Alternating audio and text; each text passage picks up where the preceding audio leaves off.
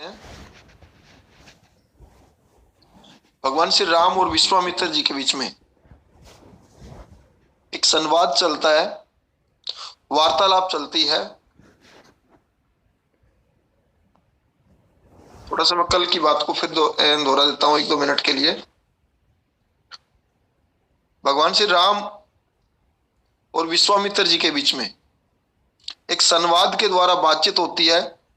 विश्वामित्र जी भगवान श्री राम के परीक्षा लेते हैं, उनसे बातचीत करते हैं, उनसे पूछते हैं कि हमने राजा दशरथ के से ना तो सेना ली है ना धन दौलत लिया है, तो हम जो वनों में जा रहे हैं, हम जो राक्षसों का नाश करने जा रहे हैं, तो हम कैसे करेंगे।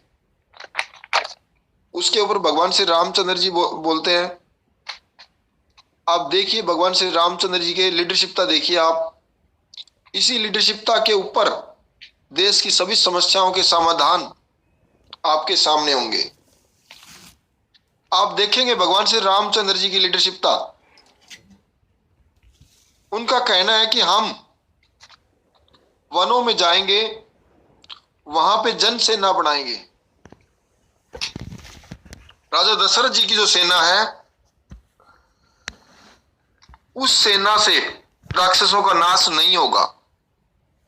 हम दूसरे प्रकार की सेना को तैयार करेंगे, हम दूसरी सेना तैयार करेंगे।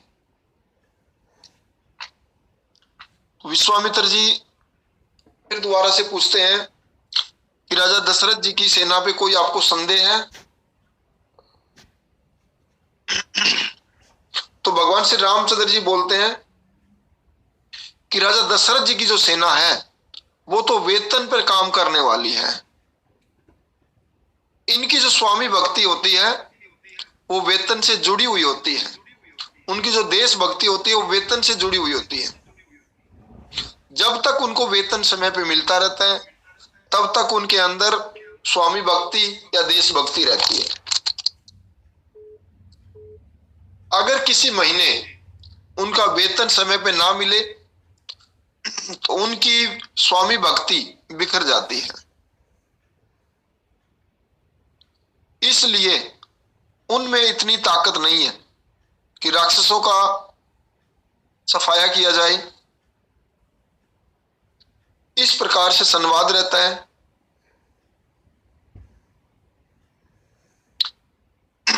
तो विश्वामित्र जी कहते हैं कि और स्पष्ट कीजिए।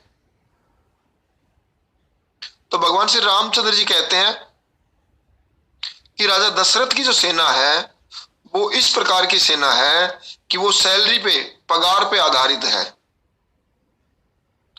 देखिए आप, भगवान श्री रामचंद्र जी ने लाखों साल पहले सेना के नेतृत्व के बारे में बताया गया। उसके बावजूद भी हमारे देश के राजा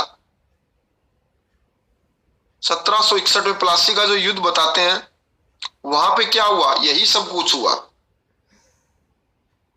कि हमारे देश के राजा के द्वारा सेनापति को लड़ाई लड़ने के लिए भेजा गया अंग्रेजों के साथ में। और अंग्रेजों ने क्या किया, मैं इस घटना को एक आज की घटना से शामिल करके चलता हूं कि अगर ये भगवान श्री राम की कथा समय के अनुसार चलती रहती, सुनाई जाती, गाई जाती, तो शायद वो दिन देखना नहीं पड़ता जो हमारे देश ने देखा। कई लाखों साल पहले भगवान श्री रामचंद्र जी इनको बता के गए सेना के बारे में, नेतृत्व के बारे में। वहां पे यही बताया गया था राजा दशरथ जी की जो सेना है वो सैलरी पर आधारित है, पगार पे आधारित है। लेकिन भगवान श्री रामचंद्र जी कहते हैं, विश्वामित्र जी को बोलते हैं कि इस सेना के द्वारा राक्षसों का सफाया नहीं हो सकता। क्यों नहीं हो सकता? क्योंकि अगर जो सैलरी पे आधारित काम करने वाले जो सेना होंगे, अगर राक्षस योनि के जो राजा हैं, उनका कोई मंत्री या कोई यहां आ जाए और उस सैलरी पे आधारित जो सेना है उनको थोड़ा सा ऑफर दे दे, थोड़ा ज्यादा पैसे का ऑफर दे दे, ये सारी सेना उधर चली जाएगी। यही हुआ था 1761 की लड़ाई के अंदर। उस घटना को हम फिर कभी लेके चलेंगे, उसमें एक बहुत बड़ा संवाद है, उसमें देखोगे आप देश किस प्रकार से गुलाम हुआ, क्या हुआ, इन समस्याओं को उसके अंदर बातचीत होंगी। इस प्रकार से बातचीत होती है। विश्वामित्र जी फिर बता रहे हैं, फिर पूछने लगे भगवान श्री रामचंद्र जी से कि आप ऐसा किस आधार पे बोलते हैं कि राजा दशरथ जी की सेना में दम नहीं है। तो भगवान श्री रामचंद्र जी उसी बात को आगे बढ़ाते हुए, उसी को अच्छे से समझाते हुए आगे बोलते हैं। भगवान श्री रामचंद्र जी कहते हैं कि मैं रोज देखता हूं, मैं हर सेनापति के घर जाता हूं, सेना के प्रमुख के घर जाता हूं, उनके घर वालों से मिलता हूं, सेनापति से मिलता हूं, सेना के सभी लोगों से मिलता हूं। जो मैं देखता हूं, जो मेरे समझ आता है कि सेना में जो सैलरी पे काम करने वाले हैं वो सिर्फ पैसे के लिए लड़ाई लड़ते हैं, उनमें ज्यादा ताकत नहीं है। इसलिए भगवान श्री रामचंद्र जी कहते हैं विश्वामित्र जी को कि मैं तो एक अलग सेना तैयार करूंगा, मैं एक ऐसी सेना तैयार करूंगा जो अपनी इज्जत के लिए लड़ाई लड़े, अपने सम्मान के लिए लड़ाई लड़े, अपने शौर्य के लिए लड़ाई लड़े, और उसी में ही ताकत होगा, उसी में ये गुण होंगे जो राक्षस का सफाया किया जा सकता है।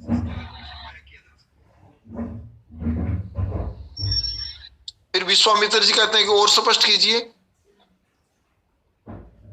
फिर आगे भगवान श्री रामचंद्र जी फिर बोलते हैं, बोलते क्या, पूछते हैं भगवान श्री रामचंद्र जी पूछते हैं कि जंगलों में किस प्रकार के लोग रहते हैं। कोई तो लोग रहते होंगे। फिर विश्वामित्र जी भगवान श्री रामचंद्र जी को बताते हैं कि जंगलों के अंदर अनेक प्रकार की जातियां रहती हैं। गोंड जनजाति, भील जनजाति, कोल जनजाति, ऐसे प्रकार के 4556 जातियां, जनजातियां रहती हैं जो नगरों में नहीं रहती। और दुर्भाग्य की बात यह है कि आज हम उन जातियों को आदिवासी कहते हैं। इस प्रकार से भगवान श्री राम जी कहते हैं कि मैंने तो उन जातियों को नहीं देखा है, जनजातियों को, लेकिन आप अगर अच्छे से बताएंगे तो हम और अच्छे से स्पष्ट कर पाएंगे।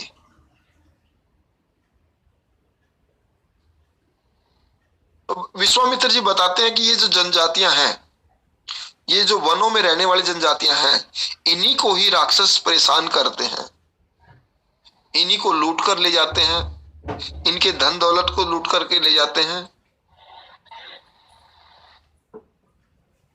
इनके परिवार को परेशान किया जाता है, इनकी इज्जत बेइज्जती की जाती है।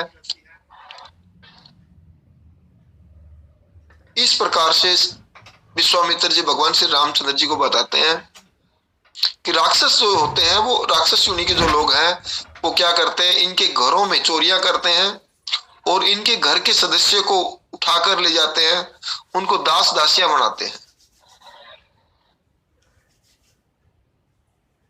भगवान श्री रामचंद्र जी कहते हैं कि वाह, फिर तो हो गया हमारा काम। विश्वामित्र जी पूछते हैं, ये क्या, कैसे?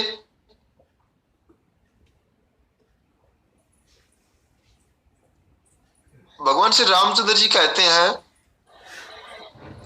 कि जो राक्षस जिन जनजातियों को परेशान करते हैं, हम उन्हीं में से जनसेना बनाएंगे, हम जनसेना को तैयार करेंगे। क्योंकि ये जो जनजाति होगी, ये अपने सम्मान के लिए लड़ाई लड़ेंगी, न कि पगार के लिए, सैलरी के लिए लड़ाई नहीं लड़ेंगी। भगवान श्री रामचंद्र जी कहते हैं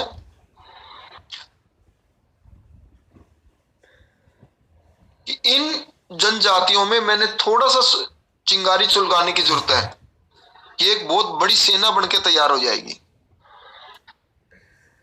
फिर विश्वामित्र जी बोलते हैं कि ये लोग तो सब साधारण लोग हैं।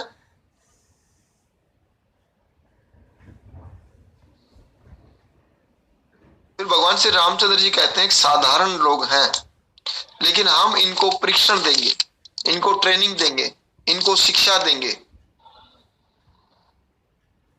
और ये बहुत बड़ी सेना बनकर के उभर के आएगी। फिर बीच में बोलते हैं, विश्वामित्र जी बोलते हैं, क्या ये हमेशा लड़ाई लड़ेंगे? भगवान श्री रामचंद्र जी कहते हैं ये हमेशा लड़ाई नहीं लड़ेंगे, इनको एक पार्ट टाइम लड़ाई लड़ना पड़ेगा। अपना कार्य करेंगे, पूरी इसको शिक्षा दी जाएगी, ट्रेनिंग दी जाएगी। जब युद्ध करने का समय होगा वो युद्ध लड़ाई करेंगे।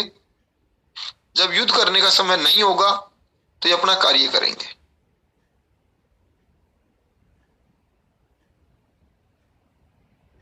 इस प्रकार से संवाद चलता है।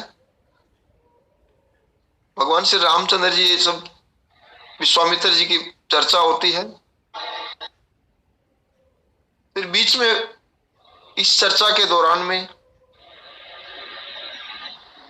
राक्षस आ जाते हैं, भीषण युद्ध होता है। जो वहां के जो जनजाति के जो लोग होते हैं उनको ट्रेनिंग दी जाती है, वहीं के जनजातियों को, वहां के जितने भी राक्षस हैं उनको सफाया किया जाता है। कार्य चलता रहता है। फिर आगे चलते चलते फिर भगवान श्री राम और लक्ष्मण जी का संवाद आता है। तो भगवान श्री राम और लक्ष्मण जी पूछते हैं कि भैया ये तो बहुत साधारण लोग होंगे और आप कह रहे हैं कि उन्हीं में से हम सेना तैयार करेंगे, उन्हीं में से सेनापति तैयार करेंगे, उन्हीं में से राजा तैयार करेंगे। भगवान श्री रामचंद्र जी कहते हैं हाँ यही। भगवान श्री रामचंद्र जी कहते हैं कि भगवान श्री रामचंद्र जी से पहले के जो युग होते थे, जो राजा होते थे, वो क्या करते थे कि जिस राज्य के अंदर राक्षसों का सफाया करते थे उन पे अपना राज्य कायम कर देते थे, यानी कि अपने राज्य की सीमा में शामिल कर देते थे। लेकिन यहाँ पे लक्ष्मण पूछते हैं, भगवान श्री रामचंद्र जी पूछते हैं कि भैया मैंने तो सोचा था कि जहां पे हम ये राक्षसों का सफाया करेंगे उस राज्य को अयोध्या की सीमा में शामिल करेंगे। तो भगवान श्री रामचंद्र जी यहाँ पे देखो कितना अच्छा बोलते हैं। भगवान श्री रामचंद्र जी कहते हैं कि लक्ष्मण आप भी अन्याय की तरफ जा रहे हैं। तब लक्ष्मण जी भगवान श्री राम से पता करते हैं कि न्याय और अन्याय क्या होता है। यहां पे आप देखोगे भगवान श्री रामचंद्र जी न्याय की कितनी अच्छी परिभाषा दे रहे हैं। भगवान श्री रामचंद्र जी लक्ष्मण जी को बोलते हैं कि न्याय का मतलब है कि दूसरों के अधिकारों के लिए लड़ाई लड़े, दूसरों के सम्मान के लिए लड़ाई लड़े, दूसरों की रोजी रोटी बचाने के लिए लड़ाई लड़ी जाए, वही न्याय है। और अगर कोई स्वार्थ को आधारित करके, अपने स्वार्थ को लेकर के अगर कोई लड़ाई लड़ी जाए, अपनी जनजाति के लिए लड़ाई लड़ी जाए, ये सब अन्याय है। भगवान श्री रामचंद्र जी कहते हैं कि हम यहां पे गणतंत्र बनाएंगे। गणतंत्र मतलब जहां का तंत्र है वहीं का राजा। अब इस घटना को आज के देख लीजिए। आज हमारे देश में क्या हो रहा है? गणतंत्रता की दिवस बनाई गई परिभाषा जो भगवान श्री रामचंद्र जी के द्वारा लाखों वर्षों पहले बताई गई है, आज उसमें एकदम से विपरीत हो गया है, क्योंकि घोर कलयुग अभी बीत के गया है। बिल्कुल राम राज्य के बिल्कुल विपरीत हो गया है। भगवान श्री राम का राज्य राम राज्य, राम राज्य गणतंत्र का मतलब था जहां की जनता, वहां के तंत्र, वहां का नियम, वहीं का कानून, वहीं का कायदा, वहीं की न्याय व्यवस्था। लेकिन आज उस घटना को अगर हम देखें तो हमारे देश के अंदर सभी समस्याओं का समाधान भगवान श्री राम की कथा के अंदर शामिल है। अब देखेंगे भगवान श्री राम जी की लीडरशिपता देखिए आप। एक छोटी सी घटना थी जो भगवान श्री रामचंद्र जी की, जो मेरे को पहले आना था, मैं उसको रोक लिया था वहां पे, मैं उसको अभी फिर शुरू करता हूं। देखो, जब अयोध्या से जब विश्वामित्र जी अयोध्या गए थे, राजा दशरथ जी से भगवान श्री राम को मांगने के लिए गए थे, तो वहां पे भगवान श्री राम और राजा दशरथ के बीच में एक संवाद था। उसमें यह कहा गया था, राजा दशरथ जी के द्वारा बोला गया था कि आप जाइए, लेकिन आप यहाँ की सेना लेके जाइए, धन दौलत लेके जाइए, यहाँ के सेनापति लेके जाइए, मैनेजर लेके जाइए, दास दासियां लेके जाइए, और विश्वामित्र जी की सहायता कीजिए। तो वहां पे उस संवाद में राजा दशरथ जी के द्वारा और जो भगवान श्री राम जी के द्वारा जो संवाद था, उस विषय को मैंने वहां रोक लिया था, उसको मैं आज अभी फिर लेके चल रहा हूं। वहां पे भगवान श्री रामचंद्र जी दशरथ जी को बोलते हैं, अगर हम यहाँ की सेना लेके जाएंगे, धन दौलत लेके जाएंगे, दास दासे लेके जाएंगे, मैनेजर लेके जाएंगे, तो हमें वनों में जाकर के क्या अनुभव होगा? हम धर्म युद्ध लड़ने जा रहे हैं। धर्म युद्ध का मतलब है कि हम कोई भी सहायता न लेकर के हम वहां विश्वामित्र जी के वहां पे जाकर के राक्षसों का सफाया करना चाहते हैं। अब देखियो, आप देखेंगे ध्यान से, भगवान श्री रामचंद्र जी की इस एक शब्द से भारत की सभी समस्याओं का समाधान हो रहा है। कैसे? भगवान श्री रामचंद्र जी के लीडरशिपता को देखिए आप। भगवान श्री रामचंद्र जी के कहने का अर्थ यह है कि एक अच्छा लीडर वही होता है जो बिना किसी सुविधा के, बिना किसी धन दौलत के, बिना किसी साधन के अपनी टीम स्वयं तैयार करें, सेना तैयार करें, परिस्थिति को देखते हुए सेना को तैयार करें। इसी घटना को आप आज की राजनीति को देख लीजिए। आज राजनीतिक के अंदर लीडर पैदा होने बंद हो गए हैं, मैनेजर पैदा होते हैं। मैनेजर और लीडर में क्या अंतर है? मैनेजर का मतलब है कि जिस प्रकार से हम सारी सुविधाएं उनको दें तब वो कुछ करें। उनको टीए चाहिए, डीए चाहिए, एसी कार चाहिए, हवाई यात्राएं चाहिए, ये सब चाहिए, तब जाके वो कुछ करेंगे, उसे मैनेजर कहते हैं। एक लीडर उसे कहते हैं जो जहां की स्थिति को देखते हुए वही अपनी टीम को तैयार करे, बिना किसी सुविधा के, बिना किसी धन दौलत के, बिना किसी सहयोग से। इस प्रकार से जो भगवान श्री राम और राजा दशरथ जी का संवाद चलता है, राजा दशरथ जी उनको बार बार सेना के लिए प्रोत्साहित करते हैं, लेकिन भगवान श्री रामचंद्र जी सेना के बिना ही जाने को तैयार होते हैं। और भगवान श्री रामचंद्र जी एक ही बात बोलते हैं कि हम ये धर्म युद्ध लड़ने जा रहे हैं, एक न्याय युद्ध लड़ने जा रहे हैं, न्याय का युद्ध करने जा रहे हैं। इसमें अगर हमने सुविधाएं ली तो क्या फायदा? इस प्रकार से बातचीत राजा दशरथ जी से बातचीत होती है। भगवान श्री रामचंद्र जी ने निर्णय ले लिया लक्ष्मण जी आते हैं, लक्ष्मण जी से भी संवाद होता है। भगवान श्री रामचंद्र जी लक्ष्मण जी को बोलते हैं, लक्ष्मण देख लीजिए, मैं विश्वामित्र जी के साथ में जा रहा हूं, आप भी सोच लीजिए, वहां जंगलों में हम जा रहे हैं, वहां पे कोई सुविधा नहीं होगी, यहां से हम कुछ लेके नहीं जा रहे हैं, वहां का ही फल कंदमूल खाने पड़ेंगे, पैदल चलना पड़ेगा, कुटिया में रहना पड़ेगा, वगैरह वगैरह, ये सब चीजें बोलते हैं। तो लक्ष्मण जी कहते हैं, और भगवान श्री रामचंद्र जी लक्ष्मण जी को बोलते हैं कि अभी तक आपने कोई दुख देखा नहीं है, आप देख लें, सोच लीजिए। तो लक्ष्मण जी कहते हैं, इसमें सोचने की बात क्या है,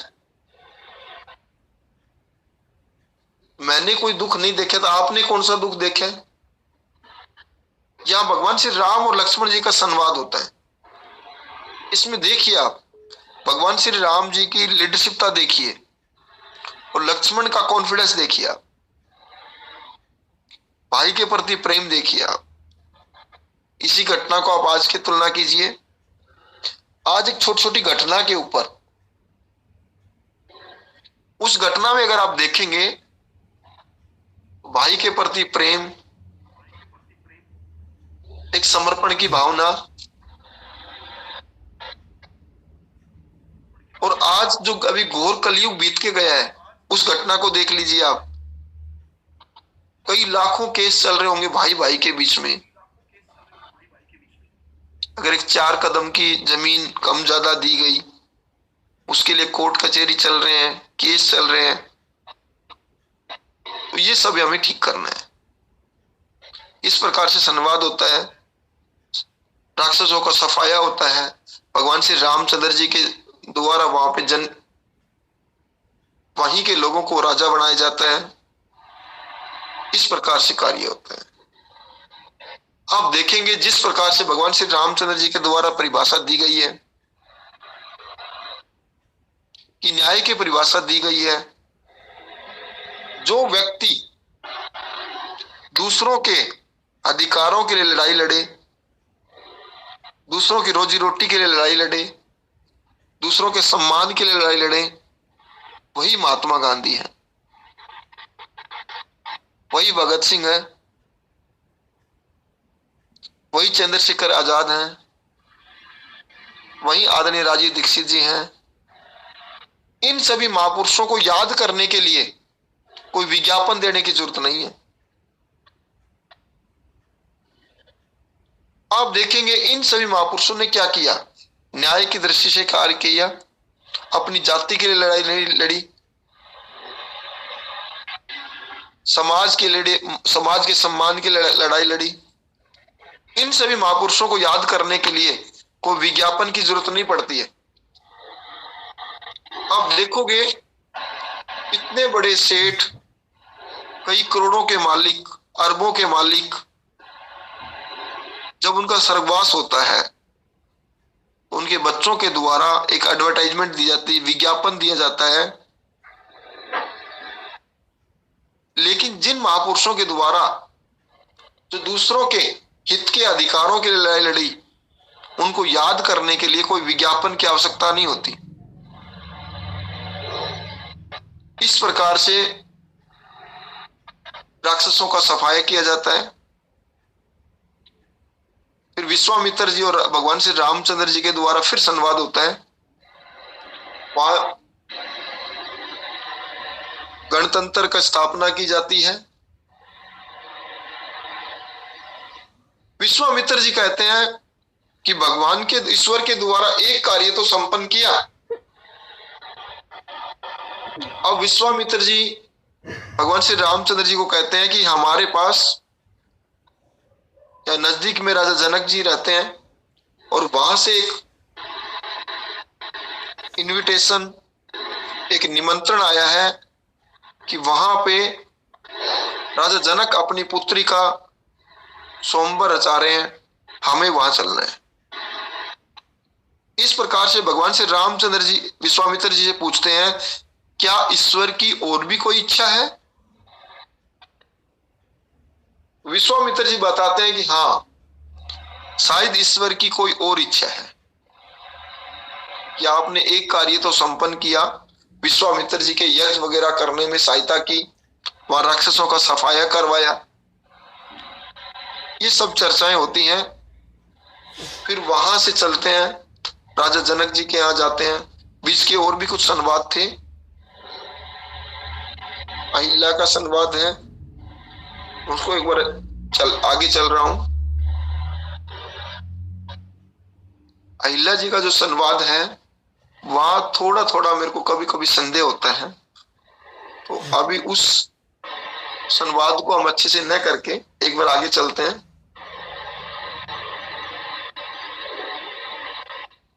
इस प्रकार से भगवान श्री रामचंद्र जी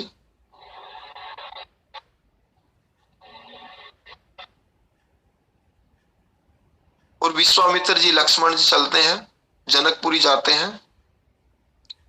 तो विश्वामित्र जी पूछ रहे हैं कि ईश्वर की एक, हरि की एक और इच्छा है, उस इच्छा के लिए चलते हैं। रास्ते में फिर संवाद होता है।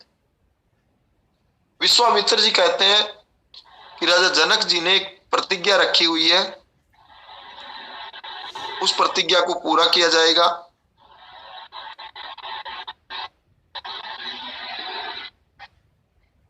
इसी प्रकार के संवाद में चलते चलते बीच में लक्ष्मण जी बोलते हैं।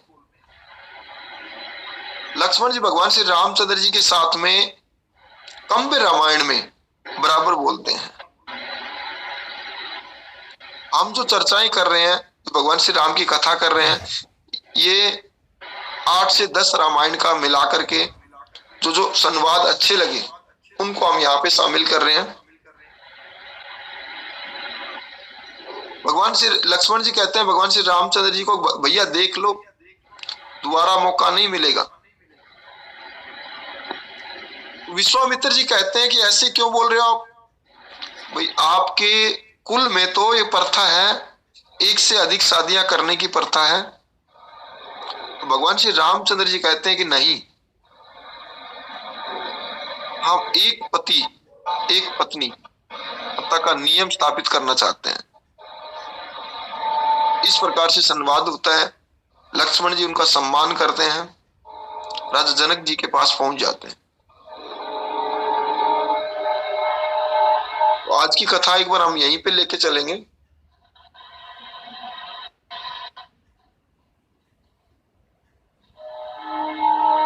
आज कथा को यहीं पे राजा जनक जी के पास पहुंच जाते हैं। कल शुरू करेंगे।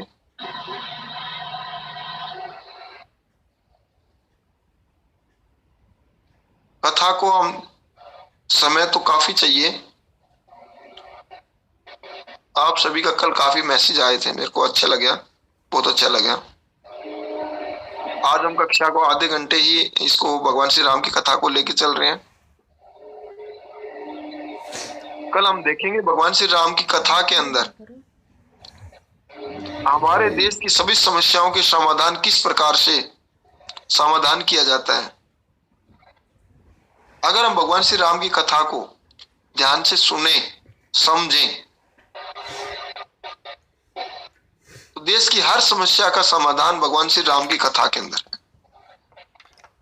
आज का संवाद हम यहीं पे विराम करते हैं, कल फिर शुरू करते हैं। कल ध्यान रखें, हम बिल्कुल 4:30 बजे शुरू कर देंगे।